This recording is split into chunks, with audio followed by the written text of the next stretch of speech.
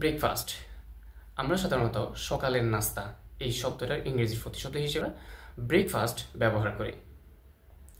এখন আমরা যদি এই ব্রেকফাস্ট শব্দটাকে একটু ভেঙে বলি, যেমন BREAK ব্রেক, ব্রেক অর্থ আসে ভেঙে ফেলা বা ভঙ্গ করা। এরপর ফাস্ট, FAST ফাস্ট, ফাস্ট অর্থ হচ্ছে রোজা কিংবা উপবাস করা। এখন আমরা কিভাবে উপবাস করি কিংবা কিভাবে এই উপবাসটা ভেঙে ফেলি? আমরা যখন রাতের খাবার খাই, রাতের খাবার খাওয়ার পরে সকালে ঘুম থেকে ওঠা পর্যন্ত একটা লং টাইম আমরা খাবার থেকে বিরত থাকি। অর্থাৎ রাতের খাবার খাওয়ার পর থেকে সকালে নাস্তা করার আগ পর্যন্ত যে টাইম থাকে, এটাকে আমরা ফাস্ট হিসেবে ধরে নেব, অর্থাৎ উপবাস করা অথবা রোজা হিসেবে আমরা ধরে নেব। এরপর হচ্ছে যখন আমরা সকালের নাস্তা খাই, তখন এই লং টাইম না খেয়ে থাকাটা আমরা সকালের নাস্তার মাধ্যমে ভেঙে ফেলি। এই জন্য ব্রেক শব্দটা ব্যবহার করা হয়েছে।